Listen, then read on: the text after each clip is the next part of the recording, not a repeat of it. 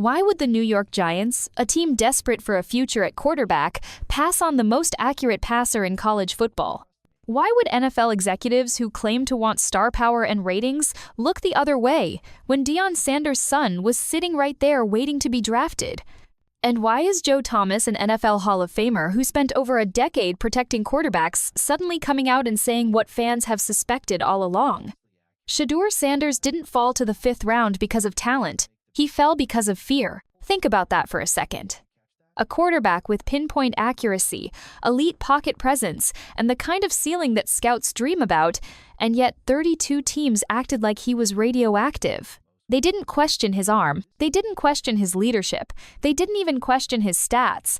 What they questioned, what they feared, was everything that comes attached to the Sanders name. And here's the part that'll blow your mind. Joe Thomas didn't just defend Shedeur's talent, he doubled down. He said Shedeur has one of the highest ceilings of any quarterback he's seen. This is a man who blocked for 20 different quarterbacks in Cleveland, from first-round busts to playoff heroes. If anyone knows the difference between hype and the real deal, it's Joe Thomas. And he just told the entire football world, Shedeur isn't just good, he's special. So why did he drop to the 5th round? Why are the Giants watching their season collapse while the Browns sit on a potential franchise savior?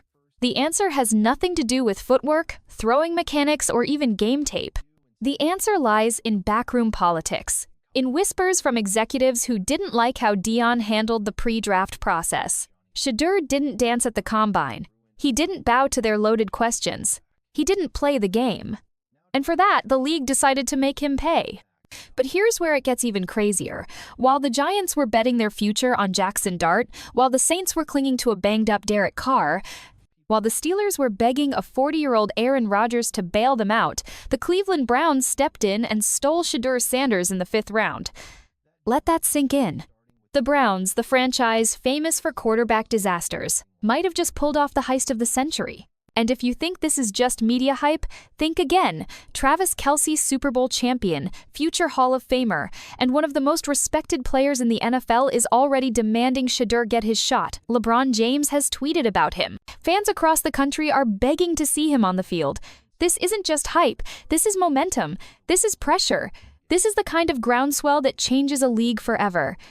So buckle up, because what Joe Thomas revealed isn't just a story about a rookie quarterback. It's about how the NFL really works. It's about politics, fear, and control. And when Shedeur Sanders finally takes the field, the entire league is going to have to answer one brutal question. Why did you pass on him? When Joe Thomas speaks, NFL fans listen. This isn't some random analyst throwing out hot takes for clicks. This is a Hall of Fame left tackle who played 11 seasons in Cleveland without missing a single snap, protecting quarterbacks from Johnny Manziel to Baker Mayfield. He's seen the best, the worst, and everything in between. And when he sat down and talked about Shedeur Sanders, he didn't hold back. Thomas didn't say Shedeur was pretty good. He didn't say Shedeur had some potential. He said flat out that Shedeur Sanders has one of the highest ceilings of any quarterback coming out of this draft. According to Thomas, Shedeur is a great playmaker, tremendously accurate, and already has that rare feel for the game, the kind of instincts you can't teach. That's not just praise. That's validation from a guy who spent his entire career reading quarterbacks up close. And let's be clear, Thomas has every reason to be skeptical. He's been around hype machines before. He's watched the Browns draft so-called saviors year after year, only to see them flame out under the pressure. He knows the difference between a player who flashes talent and one who actually has the tools to change a franchise. When Joe Thomas says Shedeur Sanders is different, that's not just another opinion, it's a warning shot to the rest of the league. But here's where the story takes a turn, because Thomas didn't just highlight Shedeur's strengths, he revealed the real reason executives were hesitant. He admitted that Shedeur's ceiling is sky high, but said teams worried about whether he could reach it right now. Translation? The NFL wasn't questioning his ability, they were questioning his timing. They didn't want to deal with the noise, the media circus, or the pressure that comes with being the son of Deion Primetime Sanders. Think about how wild that is. A league that constantly talks about wanting ratings, star power, and eyeballs on their games suddenly got cold feet when the biggest college football draw in years was sitting right in front of them. They didn't doubt the arm, they didn't doubt the talent.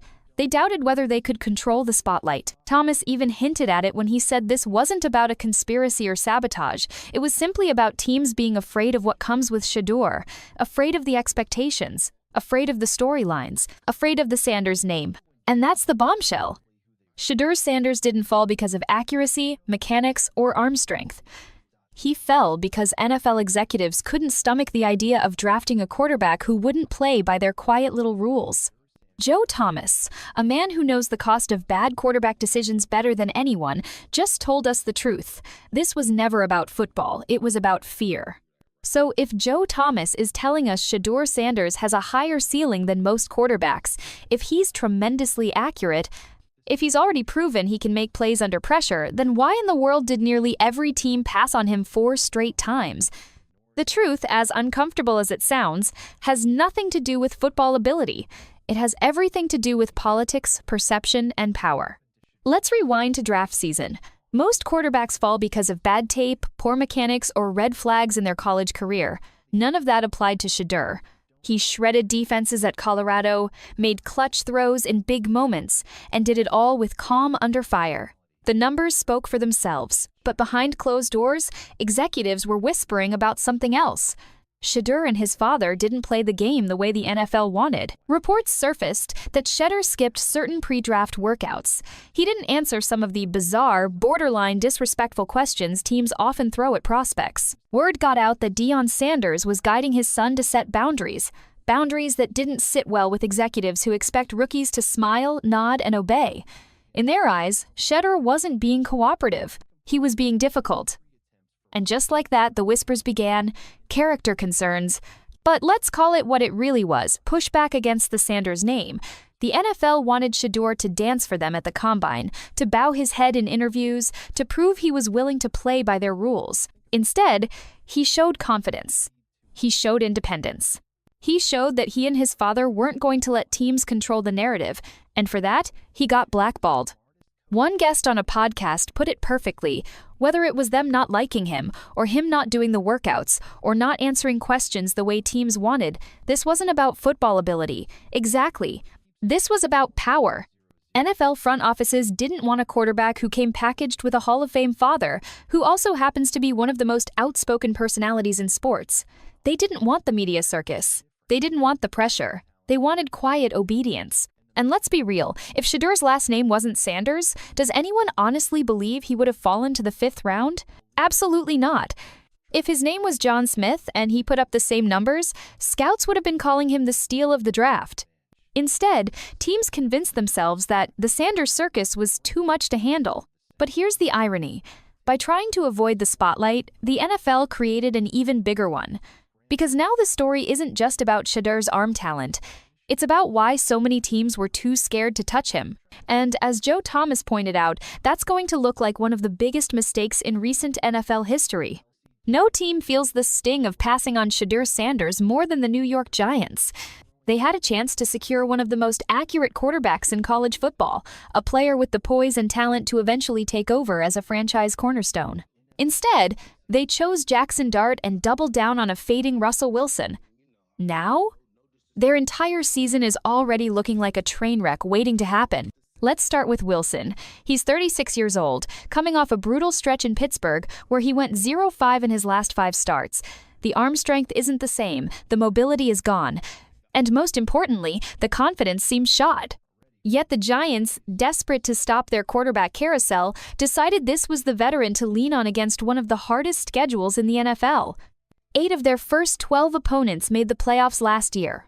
8. That means Wilson and Dart aren't walking into a soft rebuild, they're stepping straight into the fire. And if you think the New York media is going to go easy on them, think again. The moment Wilson throws a bad pick or Dart looks overwhelmed, the headlines will be vicious. That's just how it works in the biggest media market in the country. Now imagine the alternative. Imagine Shedeur Sanders sitting behind Wilson, quietly learning the ropes, waiting for the inevitable moment when the veteran breaks down. The Giants could have had their bridge quarterback and their future all in one. Instead, they bet on Jackson Dart, a player who, let's be honest, doesn't have half the ceiling Shedeur does. And here's where the nightmare gets worse. The Giants' decision wasn't just about talent evaluation. It was about fear. They didn't want the circus that comes with Shedeur and Sanders. They didn't want the cameras, the spotlight, or the pressure that follows the Sanders name. But in trying to avoid that, they've put themselves in an even bigger spotlight, the one that comes when your season collapses in front of everyone. Already, CBS Sports and other outlets are projecting the Giants as one of the 5 worst teams in 2025. Their quarterback room has been singled out as one of the weakest in the league. Think about that. They could have had Shedeur Sanders developing on their roster, a quarterback Joe Thomas himself says has a higher ceiling than most of the guys drafted above him. Instead, they're about to ride a washed-up Wilson and an unproven Dart into one of the toughest schedules in football. And here's the kicker. When Shedeur finally gets his shot in Cleveland and starts showing flashes of greatness, who do you think is going to look the most foolish? The Giants. The team that could have had him. The team that needed him more than anyone. The team that let fear outweigh common sense. While the Giants were busy tripping over themselves, the Cleveland Browns may have just pulled off the greatest heist in recent draft history. They didn't spend a first-round pick. They didn't even use a second or a third. Instead, they swooped in during the 5th round and quietly secured a quarterback. Joe Thomas swears has one of the highest ceilings in the entire class, a potential franchise player for the price of a backup. That's not luck. That's 4D chess. Think about how different this looks compared to other franchises. Teams like the Saints, Raiders, and Steelers all passed, terrified of the Sanders spotlight. But the Browns? They leaned into it. They recognized the opportunity for what it was, a chance to grab elite talent while everyone else was too scared of the noise. And if you've followed Cleveland's history, you know how wild that sounds. This is a franchise that spent decades stumbling through quarterback disasters. From Johnny Manziel to Baker Mayfield, they've seen it all go wrong.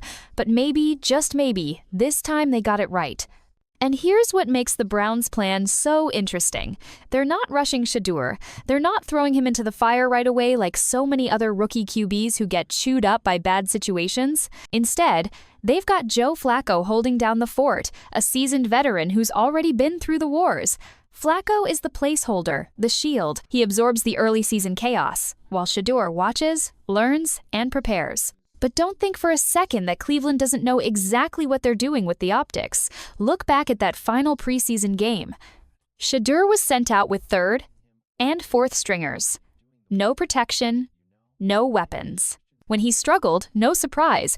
Given the circumstances, they pulled him before he had a chance to mount a game-winning drive. To the casual fan, it looked like a rookie meltdown. To the Browns front office, it was about controlling the narrative. They didn't want the hype machine exploding too soon. They didn't want pressure to start him right out of the gate. They wanted to keep their secret weapon under wraps until the timing was perfect. It sounds almost conspiratorial, but it's smart. Cleveland has been burned too many times by rushing quarterbacks. They've seen how media hype can crush a young player before he's ready. So now, they're playing the long game.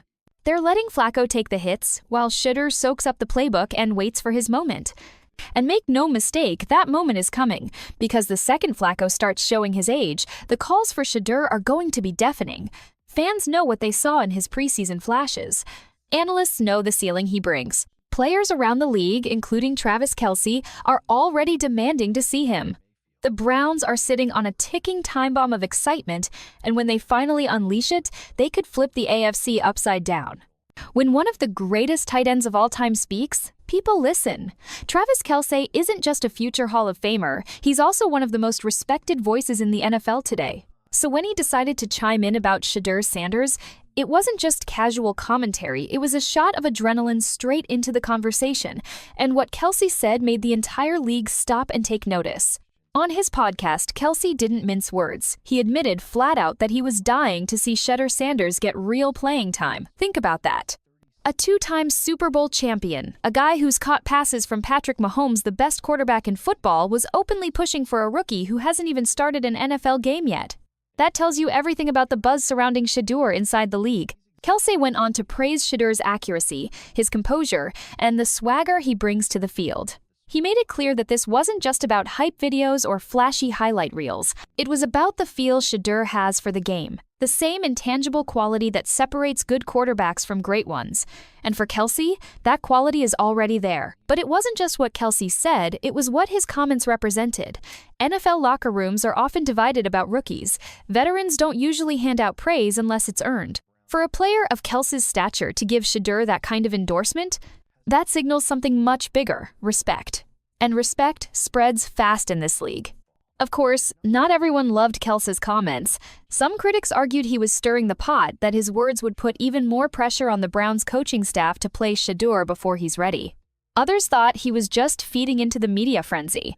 But let's be honest, pressure or not, the genie's already out of the bottle. Once someone of Kelce's caliber puts his stamp of approval on a young player, it becomes impossible to keep the excitement contained. And here's the wild part. Kelce's comments didn't just resonate with fans. They lit up social media, fueled debate shows, and even had other NFL players chiming in. Suddenly, Shedeur wasn't just a rookie quarterback buried on the depth chart. He was a hot topic across the league, with the endorsement of one of its biggest stars. The Browns might be trying to slow play Shedeur's development, but the outside world clearly has other plans. Every time Joe Flacco struggles, the calls for Sanders are only going to get louder. And thanks to Travis Kelce, those calls now carry a little more weight. Because if one of the greatest players of this generation thinks Shedeur's ready, how much longer can Cleveland afford to keep him waiting? The Shedeur Sanders story isn't just about one quarterback's rise. It's about a family that refuses to play by the NFL's old rules. And that clash between the league's gatekeepers and the Sanders brand is what makes this saga so explosive. For decades, the NFL has thrived on control. Teams dictate the narrative, scouts and general managers decide who fits, and players are expected to follow the system without question. But the Sanders family has never been about fitting into anyone's system. Deion built his Hall of Fame career on flash, confidence, and doing things his own way. Now Shedeur is carrying that same energy into the next generation, and the league isn't quite sure how to handle it. We've already seen the signs. During draft season, teams whispered about Shedeur's attitude and independence. Translation: he and his father weren't willing to play the game the traditional way.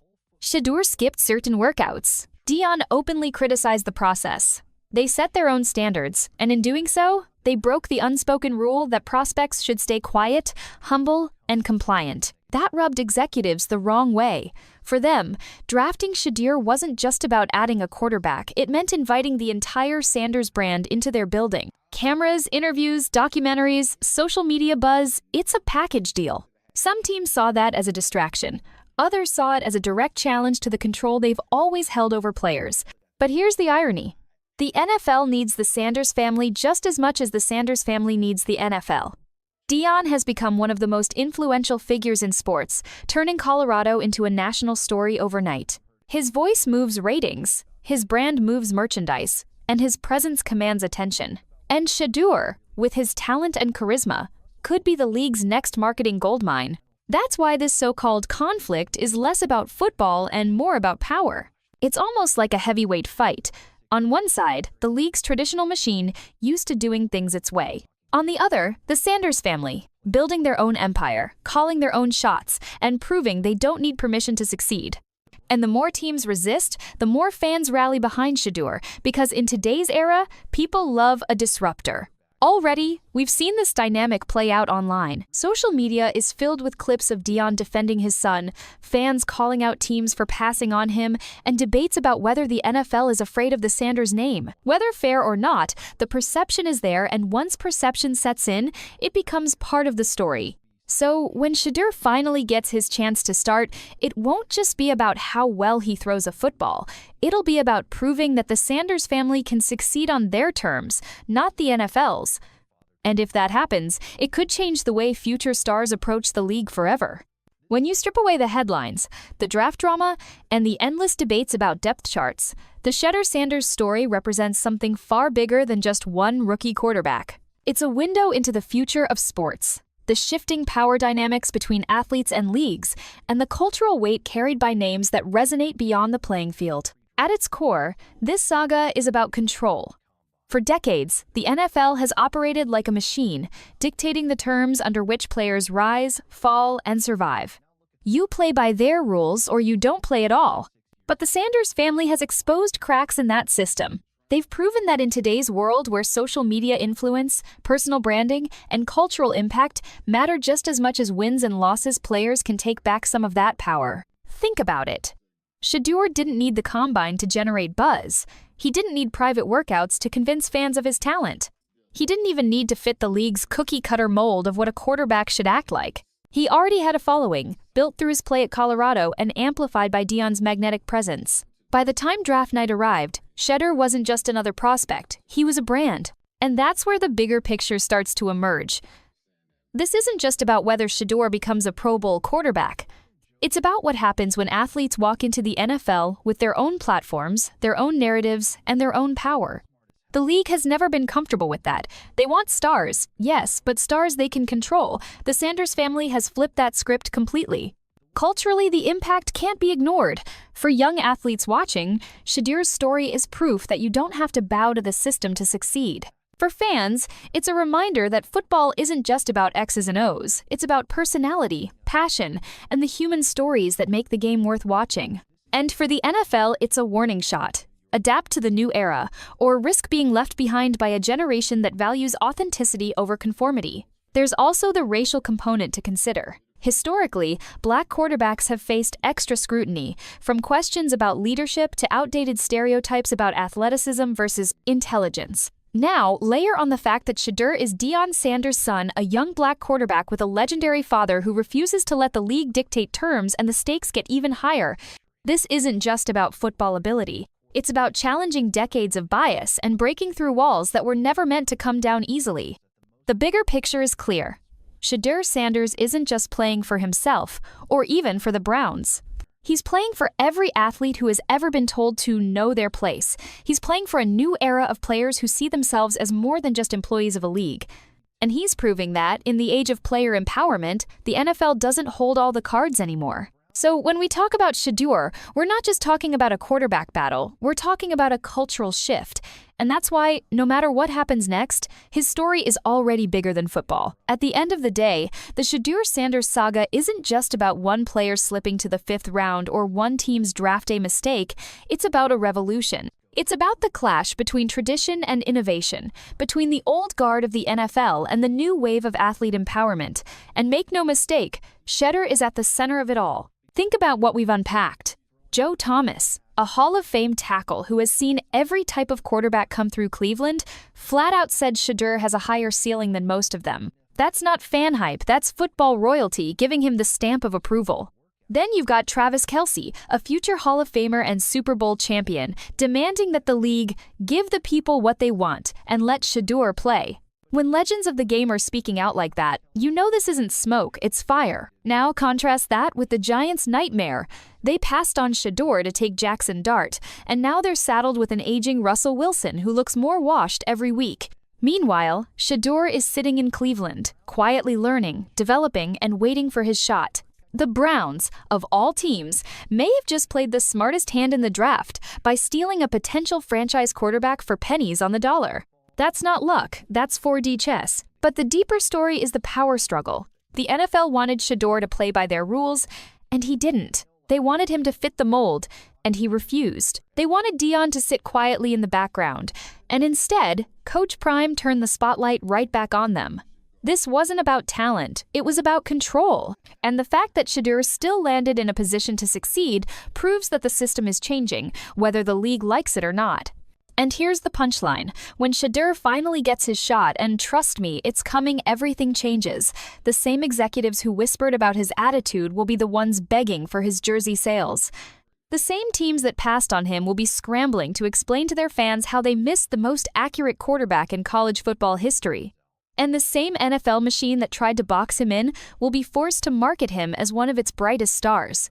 Because that's the truth. Shedeur Sanders isn't just another player. He's a movement. He's proof that athletes don't have to bow to the system anymore. He's the embodiment of a new era where confidence isn't arrogance, where family isn't baggage, and where talent speaks louder than politics. So remember this moment. Remember when Joe Thomas told us Shedeur's ceiling was higher than most quarterbacks. Remember when Travis Kelce demanded he get his shot. Remember when the Giants bet on Russell Wilson instead of the future. Because when Shedeur Sanders finally takes the field as the Browns starter and starts stacking wins, the NFL won't just have a new quarterback, it'll have a reckoning. And the best part? We're all here to witness it. If you enjoyed today's breakdown and want to keep up with all the drama, trades, and behind-the-scenes action in the NFL, then don't forget to hit that like button. It really helps this channel grow and lets us know you love this kind of content. And hey, don't keep it to yourself. Share this video with your friends, your group chats, or anyone who loves football as much as you do. The more the conversation spreads, the better it gets. Most importantly, if you haven't already, make sure you subscribe to the channel and tap the notification bell. That way, you'll never miss when we drop fresh stories, wild rumors, or breaking updates that the mainstream media won't talk about.